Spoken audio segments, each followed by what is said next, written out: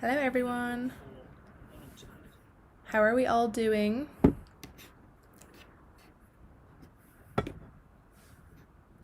Good morning, Abdul.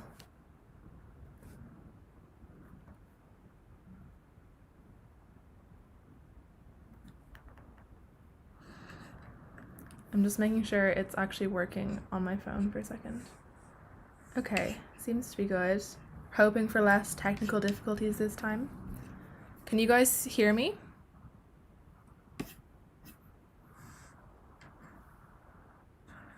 How are we all doing? Yeah, we can hear you.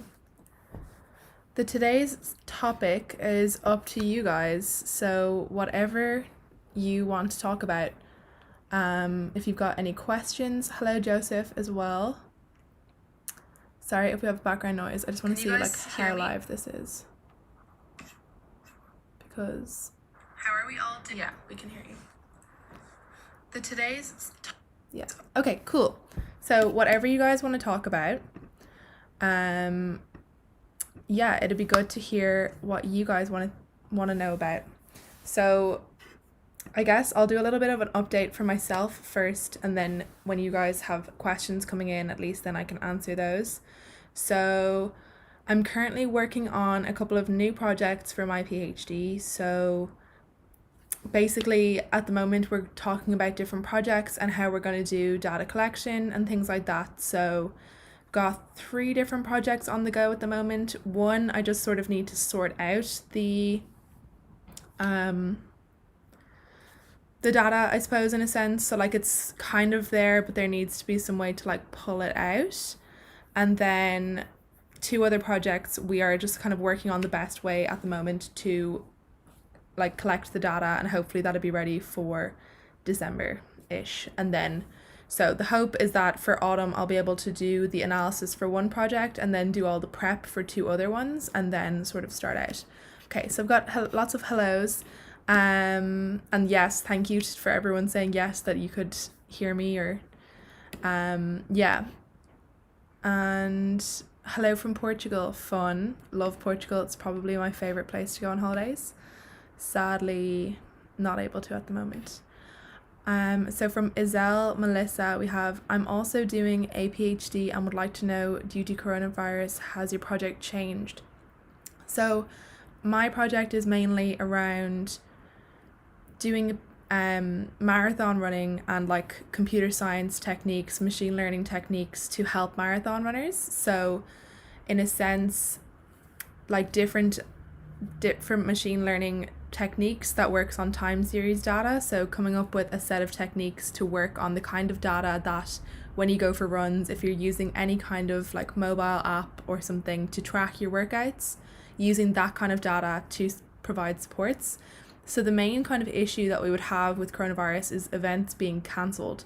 So I know that the Dublin Marathon that was meant to be in October has been cancelled, and that obviously will provide problems for if we want to do any new data collection around marathon running for the next year. I imagine there won't really be any marathon events, so that also poses a problem if we want to do any kind of live user trial where we're using our models. If we wanted to then see how it kind of, actually works with a live user trial, we can't do that if there's no marathons ever. So that's kind of what we're thinking about, how that's going to look in the long term. It's kind of hard to know when events will be back up and running and if they will be.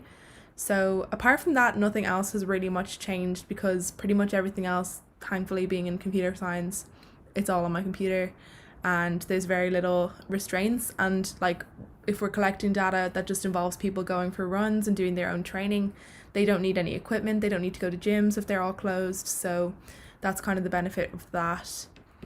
But yeah, that's a great question. From Ankita Rasali. Hello, I'm a research scholar in English literature. I really need tips on how to read research papers and make notes effectively without wasting time. So yeah, I mean, I think that's kind of applicable to anyone doing a PhD. To be honest, the reading is probably my least favorite part of doing a PhD. So at the moment, I'm using my iPad for reading, and even though last time in our live stream, I said the video is coming. I still haven't done a video on how I'm using my iPad for reading. But essentially, like, what I'll do is I will make notes. So, like, for example, I'll highlight things in GoodNotes. Oh, can we see this? Yes. And then I'll do like little notes up the side in the little drawing thing. So it's kind of the same as if you were writing notes on actual paper, but then you can like upload them to different things, so wherever you want to keep your notes. And then usually after I've read the paper, I will then just type up some notes pretty quickly. So I've talked a little bit before about when I read for a specific project, so I just don't really kind of read for the sake of it too much, because I'm usually very busy doing project work. But what I will do is I will take all of the readings for a specific project, so that when I'm reading them, I know that I'm reading them for a specific reason. So, for example, at the moment, I'm going to be working on a project in critical speed. So I'm doing lots of readings for that, and I'm writing up a little bit about that in the context of that project. And that means that pretty much once I'm finished these readings, I can either put together the related work section for that project, or add it to my thesis related work section for that topic. So I kind of write up the notes loosely and then format them pretty quickly into an actual thing for my thesis, because otherwise it means I won't actually, over time you'll forget what you've read, and it's important to just kind of get it all written up when you can, instead of trying to read a ton at a given time and not actually write anything up. So I think it's important going section by section and trying to do some of the writing up as you go along.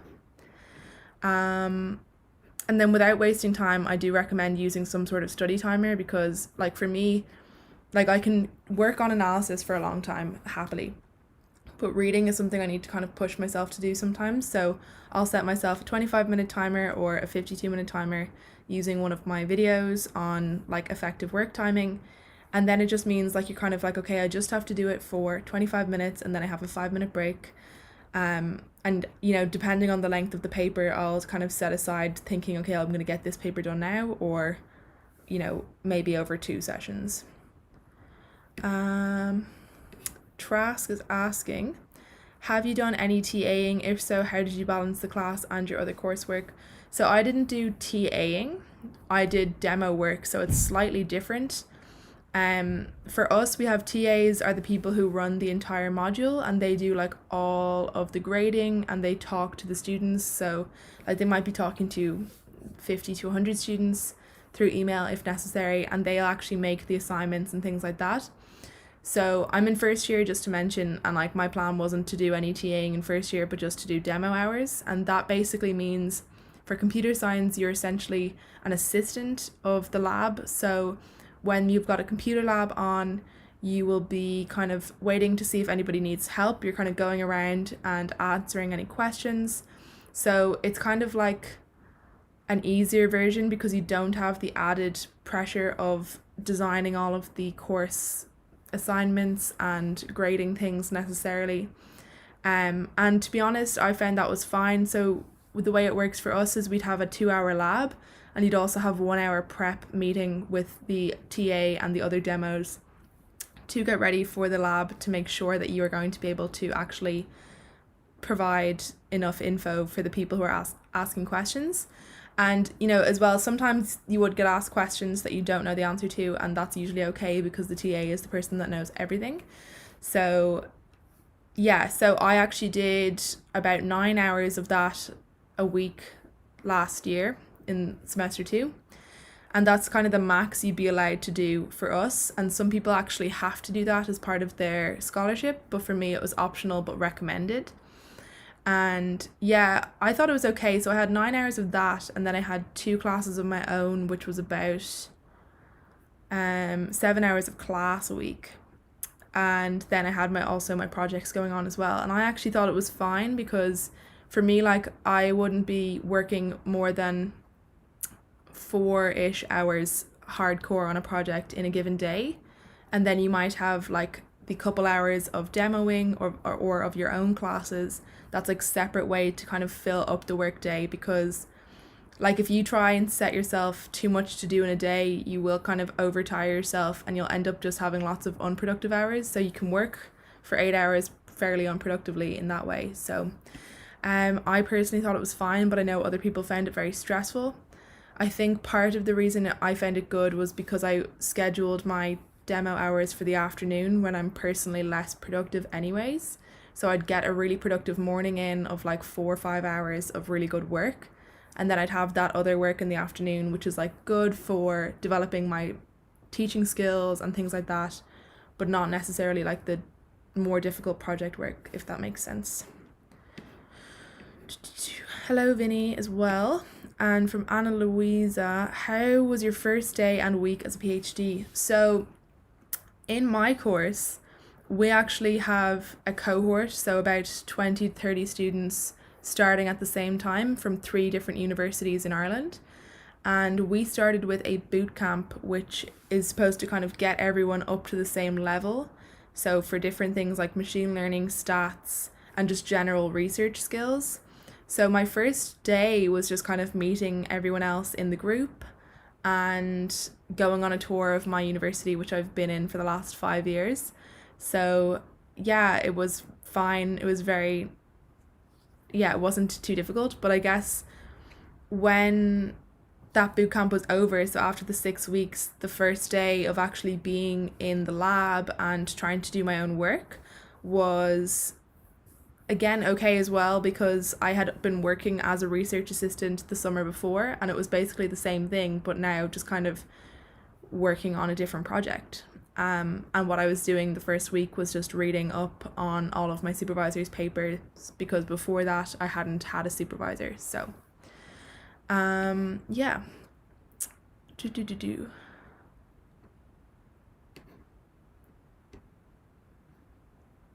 Hello to Lamia. Carlos Bornes, I'm interested to know what your supervisors think about this your side project. I don't tell them about this personally because it's in my own personal time, and I think you mean by this you mean my YouTube channel. So yeah, I haven't told them yet because it hasn't come up. Not because I'm trying to hide it from them, but just because it's not like, I don't really tell them a huge amount about my personal life, to be honest. And this is, something I do in my spare time. I don't imagine they'd have any issue with it because, at the end of the day, it is something on the side. It's not taking away from my actual work, and I'm definitely I feel like I'm getting plenty done because we've gotten a lot of good work done this year. But yeah, if they do ever find it or tell me about it, or if they ask, or if I tell them, I'll let you guys know. But I imagine they would just say something along the lines of whatever you want to do in your personal time, as long as it doesn't take away from your work, because I think that kind of makes sense. Hi from India. We have from Abdul and from Vinny again from India. What time? It's pretty late in India, isn't it? Because I was working with someone recently who was in India. I feel like it's very late there at the moment. So thank you for tuning in. Do you have any experience with deep learning? From Abdul. I do. I did a course in deep learning, not this year gone by, but the year before. And it was tricky because I don't have a computer science background. So there was aspects of it that were pretty hard, but then because of my stats background, there was aspects of it that I found easy that other people found difficult. And yeah, I'm not big into deep learning myself, but that's, I think, because coming from a stats background, I like to figure out the answer to things. So I find it deep learning is kind of the solution is hidden in there in a sense, and that kind of bothers me. But I do think it's a very useful tool and I think it's great, but it's just not something I personally work with a huge amount. From Safia, how did you get your data set? So one data set that we have had for a long time, we have through a data sharing agreement with the mobile app that's involved, and it's completely anonymized, so that's kind of why it's fine for us to use. It doesn't have any personal data in it. And yeah, so that's just something my supervisor set up a while ago. So I think it's going to be running out soon enough. So either that agreement will get renewed or we'll have to start collecting other data. And then apart from that, it's essentially like people, runners, volunteering for their data to be collected, which haven't personally started any of that yet. So obviously we need to go through the ethics board and things like that to make sure that everything we do is okay. But yeah, then pretty much it's them giving access to whatever kind of app they use. So whether that's Map My Run or Runkeeper, Strava, just giving access for us to use their data. And again, making sure that it's anonymous and that we don't have any access to personal information. From Joseph Julius, is it possible to find current research topic or old topic? Which one is the best? Honestly, I'm not sure. So I know people ask a lot about finding research topics. I think, to be honest, for me, it was looking up in my university the different supervisors, what kind of topics they worked on and what kind of topics they wanted to work on, because a lot of them, for me, would have, offered projects that they are interested in, and then you kind of work with them to come up with something that you both find interesting, and that's kind of how it works for me. But then I think otherwise, it's like if you have an area that you find interesting, once you start reading up on it, you'll usually see that there's something kind of missing there. So something that still needs to be discovered or worked on, and then that's something that you can work on, have as your research topic. Hi again from Sachin. When you are reading a lot of papers, do you use any visualizing tool that helps you connect the papers that you have read or stored on a reference DB? So I keep everything on Mendeley, and I have them all in different folders, like different subfolders. So basically what I'll do is I'll read them all on a specific, so I'll read all the papers for one topic, which is all in one little folder. I'll read them all at once, and then I'll keep all of those notes in the same place and then just kind of organize those. But sometimes I'll make notes, so if I'm finding that I find the same things a couple of times, I'll maybe write out the statement and then like a couple different references for the ones that I like that are similar. Alternatively, I have showed before that I would use sort of a spreadsheet where you can like fill in different things, and that's a good way to connect things as well. But apart from that, I don't use any visualizing tool, so maybe if anyone has any suggestions, leave them in the little link here.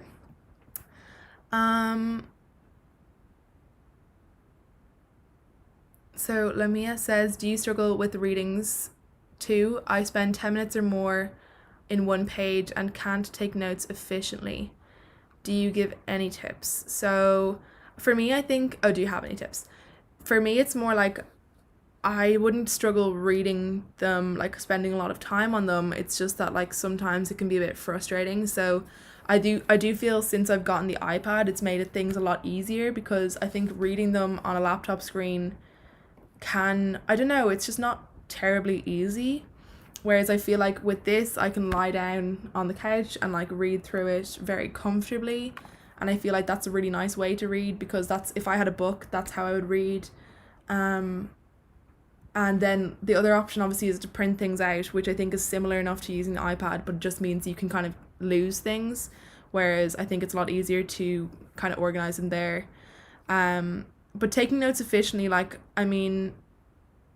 think some people go really crazy with taking a ton of notes for a paper, and obviously it depends on the subject. For me, I usually only need to take very brief notes, basically just summarizing what was found. Or obviously if it's something that I'm going to be using the algorithm or something similar, then I'll take notes on that. But like typically I won't take note of absolutely everything, because you're not going to include that. Most likely you're going to include some basic information. It's for Sandra. Hi, huge fan of your videos. Thank you, Sandra. I have just started my PhD in machine learning in bioinformatics. What's your favorite ML APIs? like I wouldn't say I use a ton of ML APIs, I don't think. I'm not sure what you mean by that, so maybe Sandra, throw some of those APIs into the comments here so I know what you mean, because like, or some examples, because I'm not quite sure what you mean by that. I do all of my programming in a server, so that's basically what I use, and I do everything pretty much in Python. So yeah, maybe I'm just missing what it means there. So if you're there, Sandra, let me know what you mean.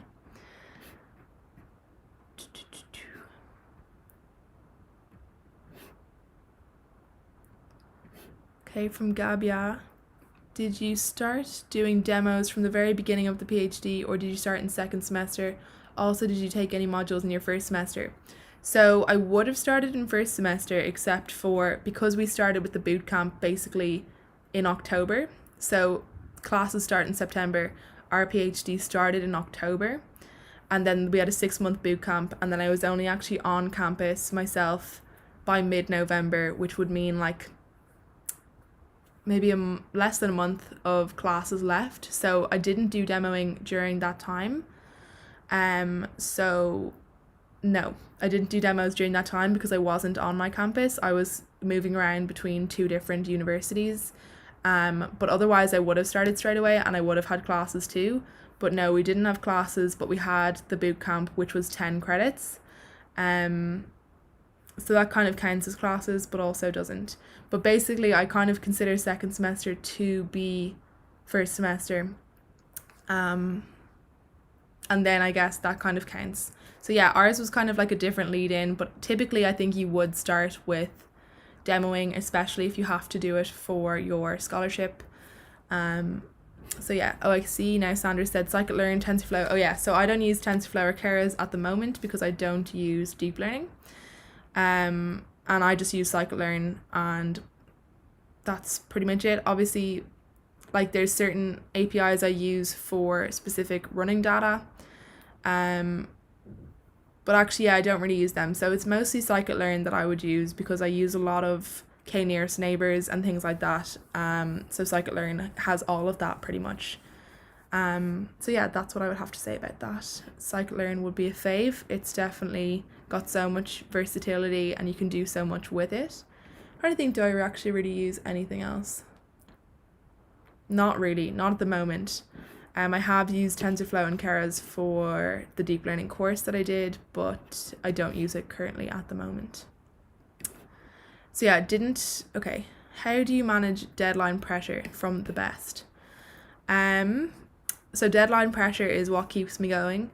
Personally, I feel like the summer has been the most difficult part of my PhD so far because there hasn't been deadlines. Apart from like the whole of June when I was working on that startup competition, there was that, as well as we had one paper submitted at the start of June. And then I had a conference at that time, so there was the deadline of like getting my presentation ready.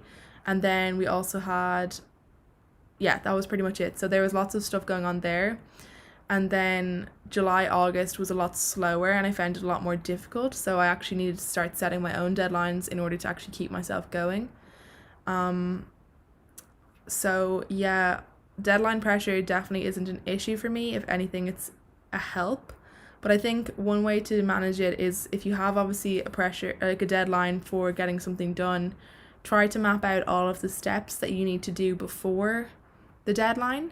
Like literally everything that you need to get done, and then associate like an additional step with them. So when do you need to get each thing done, and make sure you have them each section done a good bit before, and then you'll always feel somewhat relaxed because you'll know that you have your things done. Like let's say if you need to get section 1 done by the 21st, like aim to get it done on the 14th so that if you miss the 14th, you still have a bit of time. I'm trying to think, do I have any other advice for deadlines, because definitely not something I personally struggle with, but I know it is something that stresses out a lot of people. I think it's a very normal stress. I do think it's just a case of like making sure you give yourself earlier deadlines than the actual deadline so that you're not stressed out at the time, because I think that's kind of the thing. People get very overwhelmed at the beginning because they feel like they have so much to do. and I think it can really kind of make things really difficult for people. Again though, for any of these questions, I would love if you guys put your suggestions in the comments, because, or not even in the comments, if you're watching at a later date now, yes, in the comments.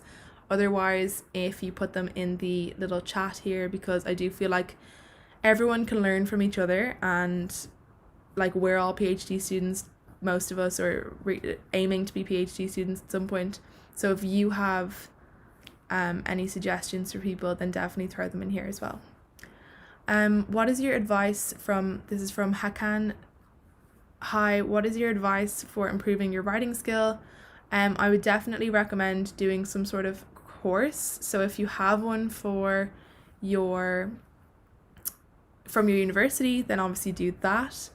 If you don't, then I would recommend either looking up tutorials here on YouTube, or you could alternatively see if there's any free courses that you can look up. So in my last one I talked about edX. I don't know if they have a writing course, but like typically they will have different courses for things like that. So I do think that's the best way to do it, because there might just be lots of things that you don't really notice in your own writing that someone else will.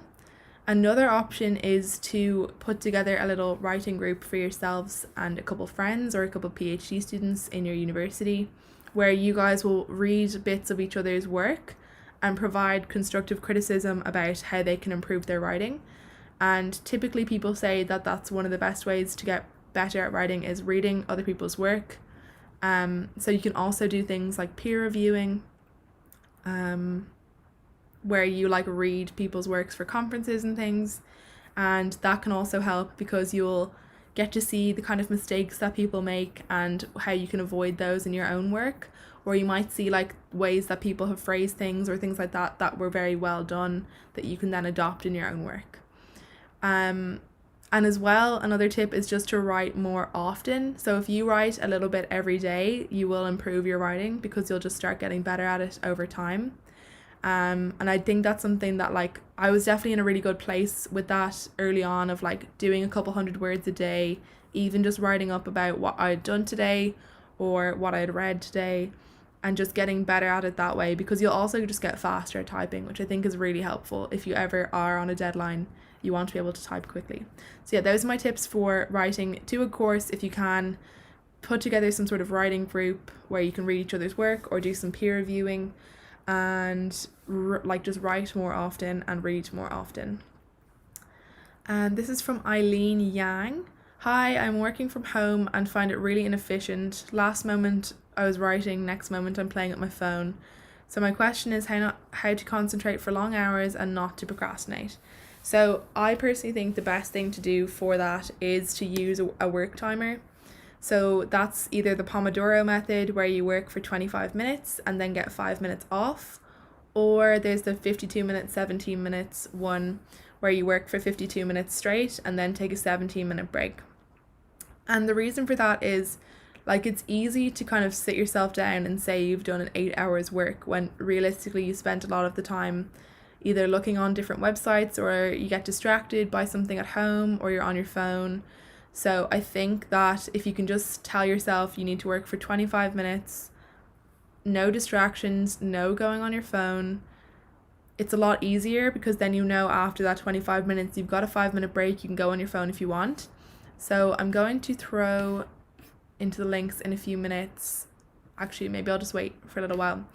I have my own work timer video. I have one that's 4 hours long. So it has 2 Pomodoros, so 25 minutes on, 5 minutes off. And then a 52-minute on, 17 minutes off.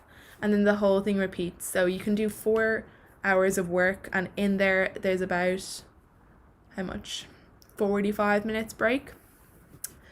Like spread out throughout the whole thing. I don't know, maybe a little more, like 50 minutes. I don't know. And it's just a good way to kind of get yourself in the habit of just trying to focus, and like over time you want to build that up. So starting off with this smaller one, 10 to 25 minutes, and over time until you're at a stage where you can go for 2 hours straight, no distractions. I think the best thing for that is just to know that when you do work that way, you get so much more done, which means you can finish your work earlier. So that's the biggest motivator for me, is saying like getting the 4 hours or 6 hours of work done, if as long as I get these things done, I can stop working. So I think that can be another way to motivate yourself while you're at home. If you have whatever you need to do in a given day, like the absolute what you need to do, and you get it done, then you can finish. So that's kind of how you can avoid procrastinating, is to just give yourself those targets, and then it means you can finish your day when you are finished. So I definitely recommend using a work timer as well. If you're getting distracted by your phone, just turn it off. Like, there's very little time where you're going to need to have your phone on during the workday, and it's just, if it's distracting that much, just turn it off, or turn off your notifications. Do something to stop the notifications coming through and the distractions. So definitely find that's a good thing. Any other things, you can use also website blockers as well if you need to, where you can just not allow yourself to go onto like things like YouTube and things like that, so that you can only do your work. And I think that's also a really great way to kind of work on those things. But definitely I think my biggest tips are work timers and motivating yourself through some sort of rewards. So either saying, once I get this done, I can have a break, or something like, once I get these things done, I can just finish my day. Okay, how will you handle a situation when you want to go with your own idea and confident on project part, but your supervisor disagrees to continue with that idea? This is from Bins. Like, I think you do have to listen to your supervisor in a sense. Like, they have a lot more experience, and if it's something where they're the expert on that topic, so I know my supervisor in the field, like, he would have a lot of knowledge, a lot of knowledge. Actually, both my supervisors have a lot of knowledge about running and things like that. So when they're telling me things from the running perspective, and often from the computer science perspective, of course, I trust what they're saying because I know that they know a lot about it. So I definitely do feel that it's important to listen to them and take on whatever advice. Like, if you're having really big disagreements, and if you really feel that you would know better than someone who's been working in that area for a number of years, then if you have any other like advisory panel, which we have in our university, you can bring things to there, like when you're talking about things, and generally there will be some sort of consensus. It's unlikely that if everyone's disagreeing with you, and it's unlikely that they're all wrong, given that they're, you know, all working in that area for a long time. But yeah, I think thankfully for me, I just try and back up my ideas as much as I can. So if I'm saying, oh, I think this is a good idea, like, I'll have some sort of reasons why, either based on literature or based on like different things that have worked like that for people in the past. Or like, if I've already started something and it's having good results, that's something that you can bring and say, like, look, this is already working, but like, obviously I need to do it more. And I think that's kind of a good way to do things. So yeah, that'd be my recommendation. Okay, I'm definitely going to butcher this name. Luftfia. I'm going to guess you're from like one of the northern European countries, Scandinavia maybe, but yeah, I definitely butchered your name and I'm so sorry. Maybe not, actually, now that I'm looking at all the like accent thingies. How do you keep yourself motivated and focused? Yeah, so I motivate myself by like the different projects that I want to get done, and like, I think one of the best things to do if you're starting your PhD is to make some sort of plan for what you want your life to look like after your PhD. So one of the ways you can do that is a vision board, which I know is very like, I don't know, lots of people think it's cheesy in a sense, but if you have like something where you can see what you think your life is going to look like after your PhD, it can then be very motivating when you're looking at that to see where you're going, and it kind of makes you more motivated to keep going when things get difficult. So I think having a clear reason of why you want to do your PhD, and that, I think that's one of the most important things you can do to stay motivated. And setting yourself also shorter term goals is very important. So if you have, obviously the long-term goal is completing your PhD, that needs to be made up of shorter goals along the way And that's a good way to keep yourself motivated, because you're achieving those more achievable goals slowly but surely. So I typically do the 12-week goals, and I have a couple of videos about 12-week goal setting. And I think that's a great way to motivate yourself in the short term, which will ultimately lead you to a long-term motivation. So yeah, and along that same kind of line is having a way to track those short-term goals, so you're not just setting yourself a goal and then not really paying attention to it. If I say I want to write a paper in 12 weeks, I need to have the different steps, so like getting the data, analyzing the data, and like within that even smaller steps, and dates for when that I need to get all those different things done, and then ticking those off along the way.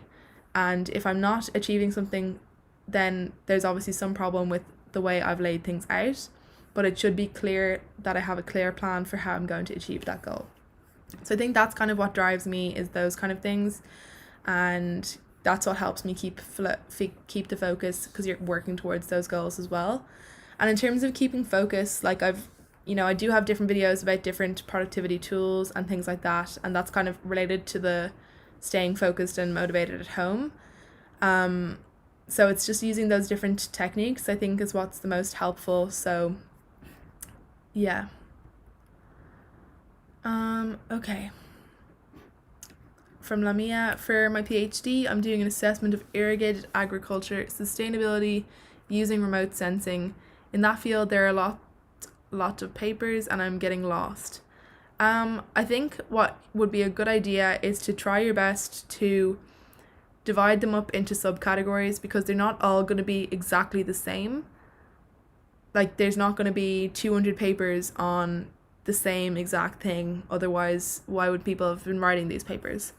So there will be some sort of categories that you can put them in, and what you want to do then is try to divide them up into different things. So today I downloaded like 40 papers on one specific thing, and that means I can read all of those 40 papers and write up that little section all in one go, rather than if I tried to download 300 or 400 papers on running, I would get very lost as well. So it's important to try to find those different categories of what are the things you're trying to look for in the literature, and assigning different categories, and then only reading in small sections rather than going from one section to another section to another.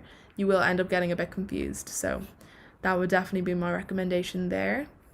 So even if that means reading the abstract and adding some tags to it, so I could read an abstract about running, and then I see that it's about injuries and critical speed, so then I can add those tags, and then I can sit down later on and find more, I guess, detailed tags. But I mean, at least I know if I'm doing readings for injuries or critical speed, that's a good paper to read. Whereas if I'm, it doesn't make sense then to read one on marathon time prediction when I'm looking at something like that. You know what I mean? So that's a good way to do it. So if you have hundreds of papers, just read the abstracts, get some tags, and then decide, okay, which one do I want to start on first? Which kind of tags am I going to look at first? Songbird Garden, good to hear from you. In Coursera, there are good academic writing courses, so that's a great suggestion. So for who was asking about academic writing, Haken. So Songbird Garden says, in Coursera, there are good academic writing courses. Thank you, Songbird Garden. That's also just great to do, even if you don't think your writing needs work. It's actually really good to look at those kind of things every once in a while, and then just see, can you improve your writing? Because I thought my writing was fine until I did my course, and I realized it was not. This is from Ilma. I'm currently dealing with a lot of imposter syndrome in my master's course. I'm afraid it will affect my current and future studies. Have you dealt with this? If so, do you have any tips? Yes. So if you don't know what imposter syndrome is, then I'm really happy for you that you haven't dealt with it. But it's essentially where you feel like you're a fraud in your own course. So it's something that PhD students and master students will deal with a lot, because you feel like you don't belong there and that you shouldn't have gotten into your course, which is something that I think a lot of people in my course felt at different times. It's very difficult to overcome, because it's something you think you're the only one that deals with, even though a lot of people do deal with it. But like, it definitely is something that is difficult. I think one thing that helped me was getting my first paper in, especially because I was one of the people who got one in earlier. It definitely then made me feel like, okay, maybe I am supposed to be here, but I do think it's not necessarily something that goes away. I think I still deal with it. I think a lot of people in my course, even we're almost a year into the course now, I think a lot of people still deal with it, and it's just tricky. I don't know how is a good way to put it. Like, I think it's just understanding that like there is a reason that you got in, and there's a reason that you're doing it, and I think the only thing that matters is proving to yourself that you can do it. So it shouldn't really matter if you feel like you shouldn't be there and you feel like everybody thinks you shouldn't be here. As long as you're doing your work and you're getting to the place you need to go, then nothing else really matters, I think. Trying to think any specific tips for it.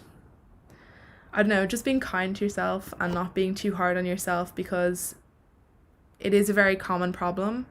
Yeah, I think setting yourself goals helps, because once you achieve them, you will feel more like you're belonging in this certain place. But it is difficult, and if anyone has any tips specifically for that, then throw them in here.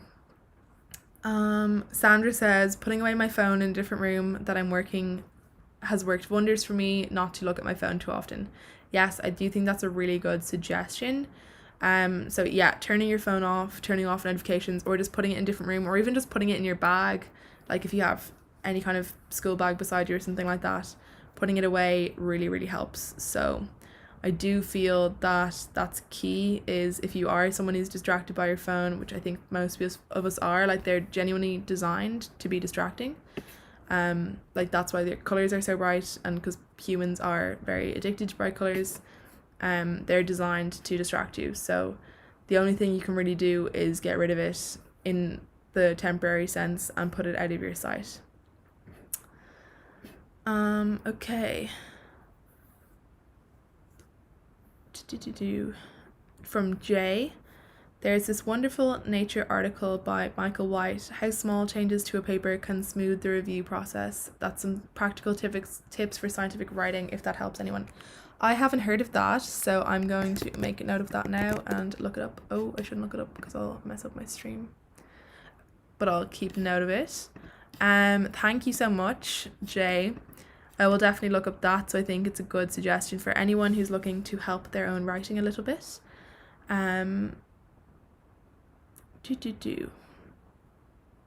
So from Sachin, in software engineering, we can quantify work in terms of piece of code or functionality implemented. How do you quantify work in research? Do you use any technique to quantify your daily work?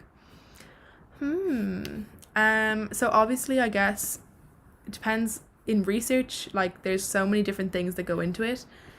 Sometimes you're reading papers, sometimes you're writing papers, sometimes you're doing code, sometimes you're thinking. And I guess obviously you can set yourself goals in terms of how many papers you want to read in a day, and you can set yourself goals in terms of what kind of word count you want to get done in a day. So those are some you can use. And then typically for me, I'll have something I need to get done in a given day. So today I needed to adjust my code so that it was something that will work for a large amount of things. I think over the weekend I fixed something that I could get done that works on just one example, and I needed to adjust the code today so that it would work on any number of examples and just automatically run without me having to rerun it for multiple things. So that was one thing I wanted to get done, and the other things I wanted to sort out the reading of papers, so I got all those papers downloaded. So whether it's a given day, sometimes I'll have one big goal and then I might adjust goals throughout the day. So if I'm doing a work timer, today I did 4 52-minute timers, and for each of those at the start of it I set myself a goal for what I wanted to get done in it, and yeah, I got everything I wanted to get done. So typically I will have some sort of things that I want to get done, and that's how I quantify a good day, is that I got what I wanted to get done finished. So today that was, as I said, fixing that code and getting all of those papers downloaded and reading one substantial paper for that topic, which is where I got a lot of the other papers. And one other thing was looking into data for a separate project. So I did that as well. That was sort of an extra thing because I got everything else done relatively easily. And then I just did that as an extra thing. And I think it depends on the kind of work you're doing, but there's typically some way to quantify your work. And typically for me, it is having some sort of to-do list and measuring my day on how much of my to-do list I got done. Or if I'm writing a paper, obviously it's getting the sections done or getting a certain number of words done. And same for reading. If I want to read 10 papers, then that's how I quantify it. And yeah, generally for coding, it's more like having a piece of code done, as you mentioned. So I think that is a good way to do things. From Ashish, how many hours do you study daily? It depends on the day. It depends what I'm working on, because there will be times where I'm working on a paper. I might do 10 hours of writing a paper that day. But then there'll be other days where I'm working on something like figuring out a solution. And typically that needs less hours of working on something, but more hours to think freely about something. So I might spend like 4 hours really thinking about the project, and the rest of the day kind of taking it easy and like letting the solution come to me more slowly and more naturally. And that's typically how it works when you're trying to solve problems that are very difficult. There's some subconscious processes that need to happen, and you need to actually be taking time away from the project to actually allow that to happen. When you're actively thinking about something, there's no room for the subconscious to do the work and to allow that solution to come to the surface. So I'd say typically if I'm working on something where I'm thinking and it's actively solving a problem, it's about 4 hours. If it's something where I've solved the problem and I now need to write things up, then it's more like 6 to 8 hours. Or actually no, it's more like 8 to 10 hours, to be honest. But that's usually rarer, because you usually have like a few really hardcore days of working on a paper, and then that's kind of it, because it doesn't take terribly long once you've figured everything out. The actual write-up doesn't take as long.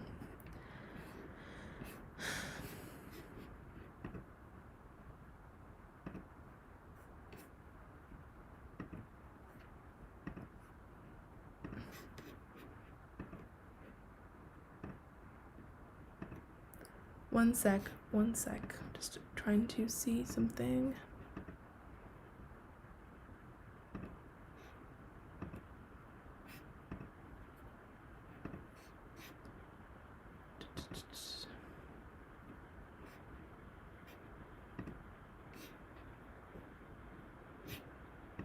Okay, next question we have is from, where are we? Okay, we have a nice message. Oh wait, no. How many hours? Yeah. From Abhijit, are there online journal clubs aware that anyone is aware about? That's a good question. Guys, if you want an online journal club, you should start one in here. But I'm sure there are plenty. If anyone has any suggestions, do throw them down in here. But yeah, as Sandra says down below, we actually have one in our university that we actually have to take part in. So that's the one that I'm a part of, and it's just for the research group that I'm in. That is part of my degree. And then Sandra also says, talk to your fellow students. Chances are that most of them will feel the same. That's true about imposter syndrome. It's something I've talked about to other people in my course. Well, actually only one person, to be honest, because it is kind of hard to talk to people about, but it is typically something that most people will feel at some point. Veronica, can I ask what's your stats, how you got in to do a PhD?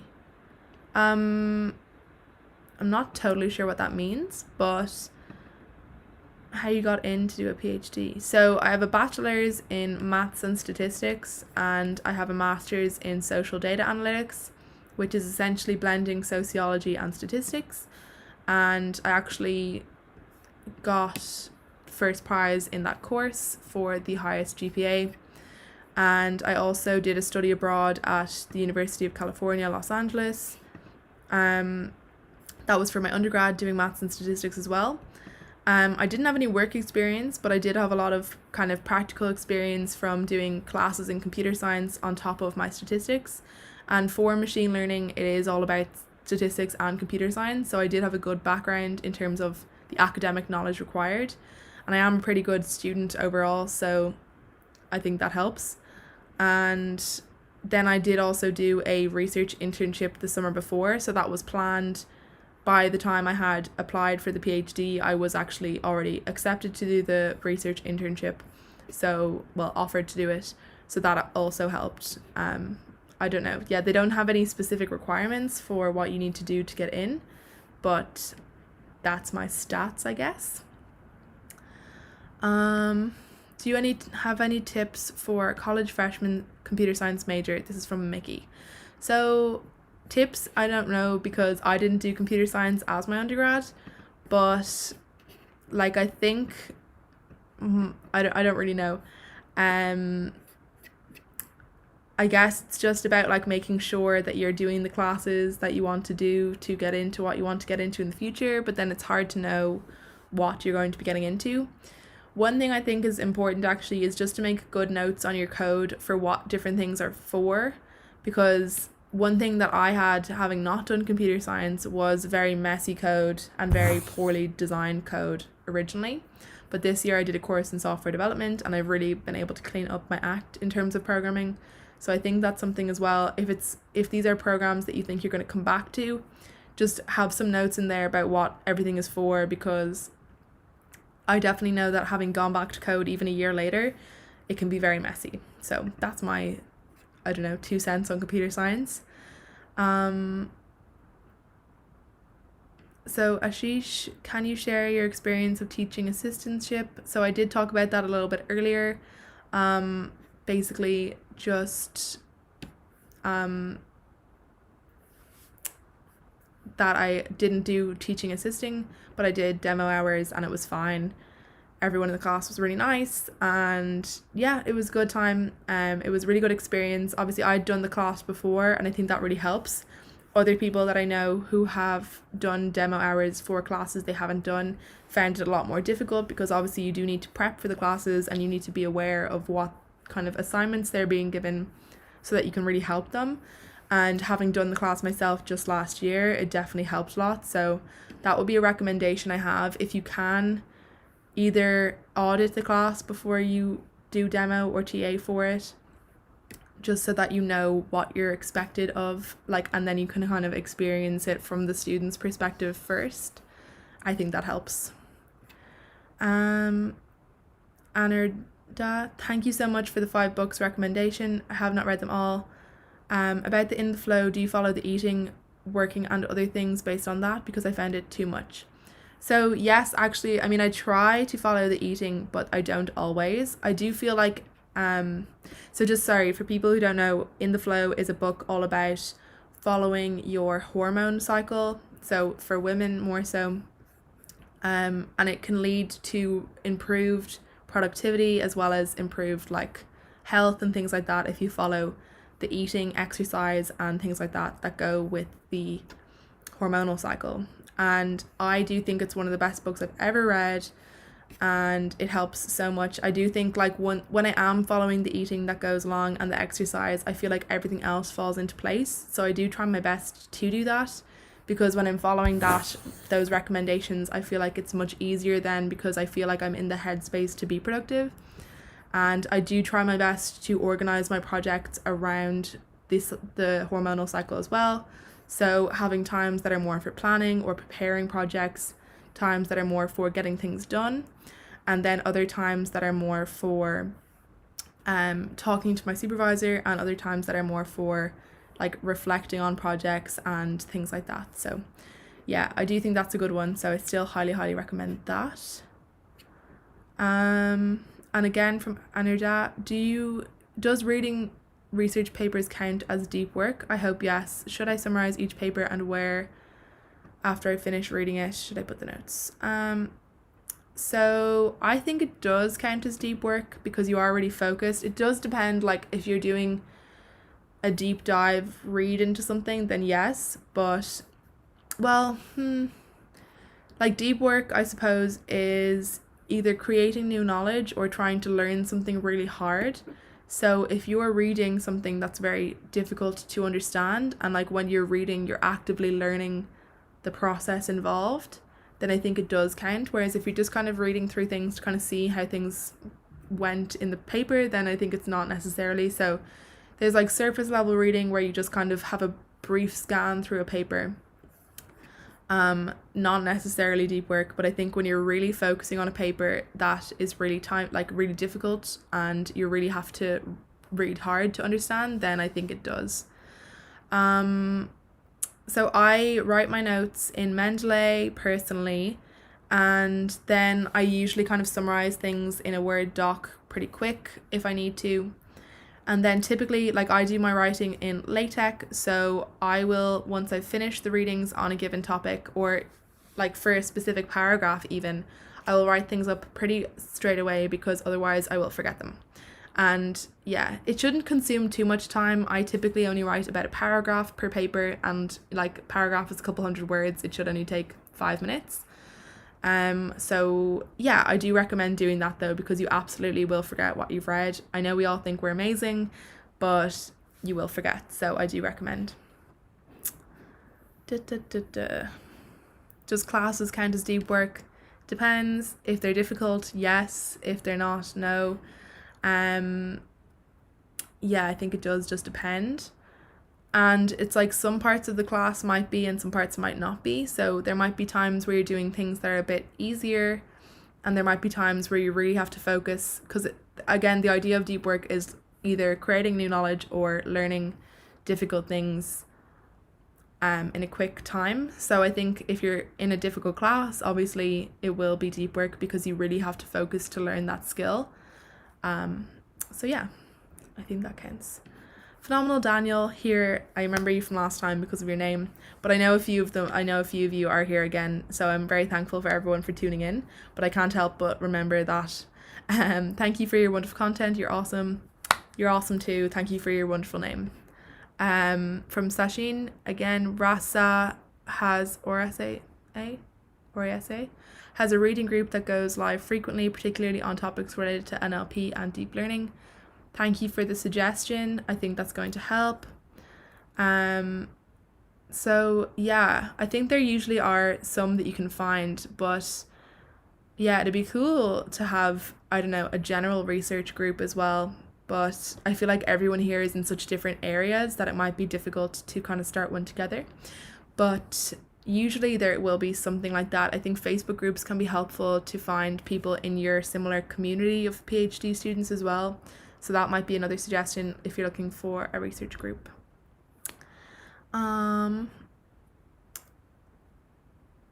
you, Songbird Garden. I don't know if you're even saying that to me or to anyone else, but thank you for your comment anyways. And from Malika Singh, I'm starting a PhD this October and would like to ask 3 key preparation tips you would recommend before I begin the project. Thanks. Like, I definitely think if you have any kind of gap in your knowledge that you think, like, you know, so if you're coming from a background that doesn't have the ideal skill set for your PhD, then taking the time to do a course or something that will bring you up to the same skill level that you should have, I think is really important, because otherwise once you start you'll feel a bit overwhelmed. So I think that's very important. And I do think as well, getting into a good workday flow is very important. So I would recommend, while you have some time, trying to figure out what works for you. So if you can even like just start yourself off with some papers you want to read or things like that, or even like a small project that you want to do, like something very small that you can work on, and to actually take the time to spend some time in different work styles, like work days, seeing how long you can go for in the day, and at what point in the day do you actually stop doing work properly and maybe realize it's a good time to stop or take a break. I do think that would be a good thing to do. So that's 2. Another preparation tip, I think looking up as much as you can about your area in terms of the conferences that are important.